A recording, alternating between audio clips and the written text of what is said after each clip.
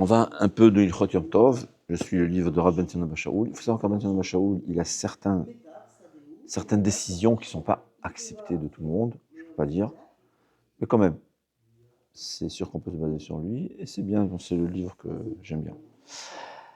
Alors, quand est-ce qu'on allume, quand est-ce qu'on allume les bougies de Yom Tov? Alors moi je me souviens souvent, et c'est apparemment une coutume séfarade que j'ai vue chez ma mère, et apparemment c'était comme ça en Afrique du Nord, on allumait avant de manger. Non? Comment ça se passe chez toi? Il y a marqué. Très bien. Alors il dit, il faut faire attention à l'heure de l'entrée de Shabbat. C'est bien que... C'est quoi la différence? Shabbat, on n'a pas le droit d'allumer les bougies pendant Shabbat, c'est sûr qu'il faut les allumer avant. Yom Tov, par contre, on peut allumer quand on veut. Ouais. Donc, ce que je me rappelle, il y a souvent que qu'est-ce qu'ils font? Ils n'allument pas avant la rentrée de Yom Tov, ils allument avant le repas. Alors, c'est sûr qu'il n'y a pas de problème, j'ai le droit d'allumer. Dès que j'allume d'un feu qui existe déjà, je peux le faire, il n'y a pas de problème. Mais, dira Ben Abba Shaul, l'idéal, c'est quand même avant de rentrer d'allumer. Par contre, ce qu'il faut savoir, je pense que la coutume est venue en Chutz La'aretz pour éviter des problèmes. Quoi? Le deuxième jour de Yom Tov, là c'est sûr qu'il faudra allumer seulement à la sortie du premier jour. Pourquoi? Parce que si j'allume avant la sortie du premier jour, ça s'appelle allumer pendant Yom Tov pour l'utilisation d'un jour qui est Min HaTorah Chol. Ça c'est assourd. Je pense que c'est la raison pour laquelle en Chutz La'aretz, il y a une coutume pareille d'allumer avant le repas. Parce que tu vas dire aux gens, le premier jour tu allumes avant la rentrée de Yom Tov.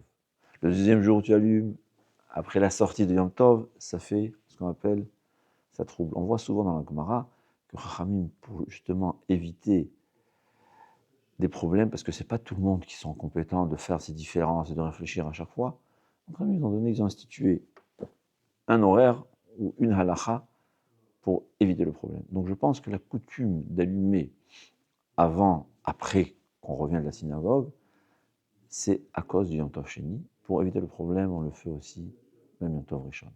Donc personnellement, je pense, en Eretz Israël, on allume tous avant la rentrée de la fête, comme Shabbat. Si on a oublié, on peut allumer après, pas de problème. En France, Chutz La'aretz, celui qui est capable de faire cette différence, ouais, premier jour avant, deuxième jour à la sortie de la fête, c'est l'idéal. Si on voit que c'est quelqu'un qui n'est pas véritablement capable, tu ne peux pas lui faire ces différences, c'est pas tout le monde qui est capable de retenir ces différences-là, alors on va lui dire d'allumer une fois que la nuit est tombée. Comme ça, c'est sûr que le deuxième jour, il ne fera pas de faute. Deuxième halakha, ça va pour l'allumage des bougies. Alors, la coutume séfarade a toujours été d'allumer d'abord et après faire la bracha, comme le Ben Ishraï l'écrit. Bien que le Shulchan Aruch ne l'écrit pas. D'après la Kabbalah, c'est sûr, c'est ce qu'il faut faire. Rav Ovadia, il a changé.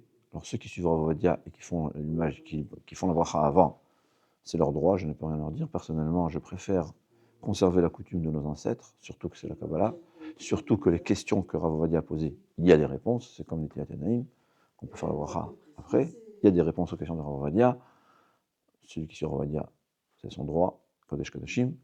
Personnellement, je continue la coutume de nos ancêtres, mais Yom Tov, il faut savoir que d'après tout le monde, on fait d'abord la beracha et après l'allumage des bougies. Parce que pendant Shabbat, la halacha, pourquoi la coutume elle est d'abord d'allumer? Parce que si on fait la bracha, une femme, quand elle fait la bracha, c'est comme si elle a déjà accepté Shabbat. Là, c'est le problème. Mais Yom Tov, on a le droit d'allumer le feu, même une fois que Yom Tov est rentré. Donc, d'après tout le monde, pendant Yom Tov, l'allumage des bougies, on fait d'abord la beracha et ensuite l'allumage. Cher qui déchire le Mitzvah Sivanu, la Likner chez Yom Tov, c'est ça la bracha, bon, enfin dans ici. Il y a une autre question qui se pose. On a l'habitude de faire la beracha chez Chiyanou. Ouais. Alors, la coutume a toujours été que les femmes font chez Chiyanou au moment de l'allumage des bougies. Quel est le problème? Le problème, il est qu'arrivé au Kiddush, elles vont entendre le Shechianou du mari. lui le mari, il n'a pas encore accompli cette bracha. Est-ce que le fait de répondre Amen va être un hefsek, va marquer un arrêt entre la beracha et le kiddush? Parce qu'on fait Boré Perek Geffen, il faut savoir si quelqu'un parle au milieu du kiddush, c'est un gros problème. Normalement, il doit recommencer le kiddush. Il faut faire attention, ça dépend des paroles, mais il faut se taire.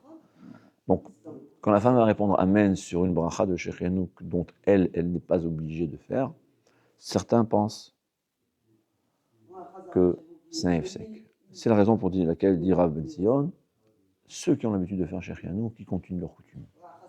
C'est vrai que c'est problématique, mais il y a des explications à ce minhag, et la règle est qu'on continue sa coutume, même si elle est problématique, tant qu'on peut justifier cette coutume. Et on peut justifier. Mais a priori, celui qui n'a pas de minhag, un Baal Teshuvah, par exemple, ou qui ne connaît pas le minhag, il ne connaît pas la coutume de ses ancêtres, il vaut mieux ne pas faire Shechianu et être exempté sur le Shechianu du mari.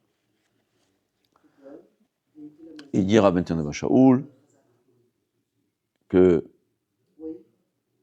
même si elle a fait déjà le Shechianu, elle peut répondre Amen sur la bracha de son mari, et ce n'est pas considéré comme un hefsek, mais à se souvenir, aucune parole qui n'est pas nécessaire pendant le kiddush. Ouais.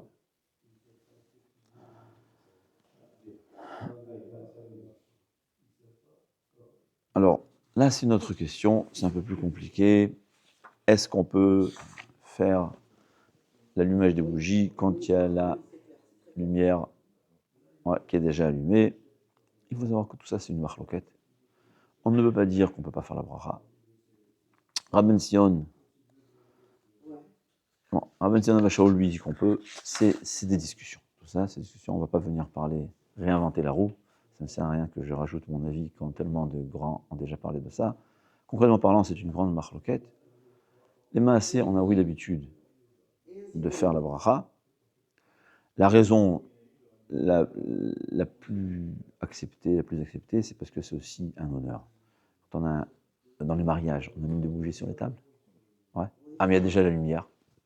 C'est ça le kavod, c'est ça l'honneur d'un repas royal. Donc, quand on allume des bougies sur la table au moins, c'est sûr qu'il n'y a pas de problème.